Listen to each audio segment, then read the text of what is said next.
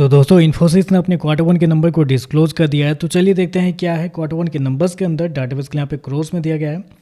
तो देखिए पिछले क्वार्टर की बात करते हैं तो पिछले क्वार्टर में कंपनी 40,925 करोड़ का रेवेन्यू जनरेट किया था ऑपरेशन के थ्रू। पिछले साल की बात करते हैं तो 39,315 करोड़ के आसपास, जबकि अभी देखें तो बढ़ के 42,280 करोड़ आपको जाता हुआ देखने को मिल रहा है।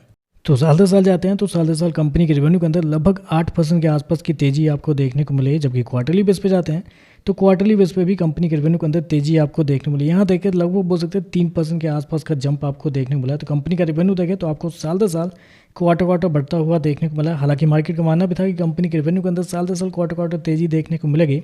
मेरे पास कुछ मार्केट रिपोर्ट है कंपनी के रेवेन्यू को लेकर जो कि आपके सामने आ चुका होगा।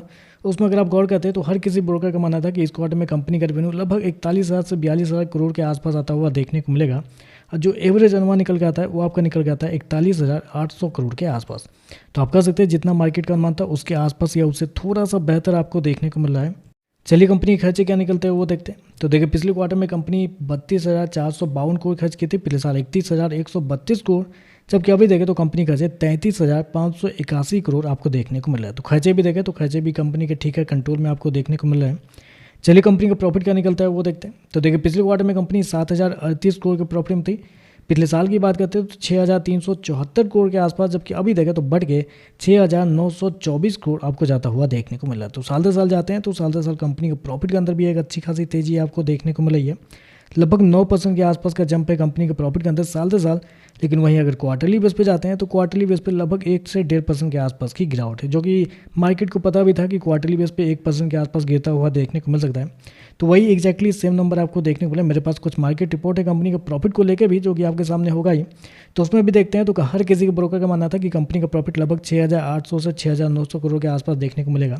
जो एवरेज अनुमान निकल के आता है 6,860 करोड़ के आसपास देखने को मिलता है। तो यहाँ पे भी देखें तो जितना मार्केट का अनुमान था उसके आसपास या उससे हल्का सा बेहतर आपको देखने को मिल रहा है। और कंपनी के मार्जिन की बात करते हैं तो पिछले साल कंपनी का मार्जिन 16.21 था। पिछले क्वार्टर की बात करते हैं तो पिछले क्वार्टर में 17.19 के आसपास, जबकि इस क्वार्टर में देखते हैं तो कंपनी का मार्जिन 16.37 आपको जाता हुआ देखने को मिला। तो साल दर साल तो कंपनी का मार्जिन बढ़ा है, लेकिन क्वार्टरली बेस पे जाते हैं तो थोड़ा सा गिरता हुआ देखने वाला, क्योंकि प्रॉफिट गिरा है तो ऑब्वियसली मार्जिन गिरना ही था। ईपीएस की बात करते हैं तो देखिए पिछले क्वार्टर में कंपनी का ईपीएस 16 रुपये 98 पैसे, पिछले साल 15 रुपये 38 पैसे, अभी देखें तो 16 रुपये 70 पैसे आपको देखने को मिला। तो ओवरऑल देखा जाए तो मेरे हिसाब से नंबर इनलाइन कर सकते हैं या इनलाइन से थोड़ा सा बेहतर आप कर सकते हैं। तो हल्का सा पॉजिटिव ही नंबर है। बाकी देखते हैं इस पर मार्केट का कैसा रिएक्शन आपको देखने मिलता है। आज के लिए बस इतना ही। वीडियो पसंद आए तो लाइक कीजिएगा, साथ में साथ चैनल को सब्सक्राइब जरूर कीजिएगा। धन्यवाद।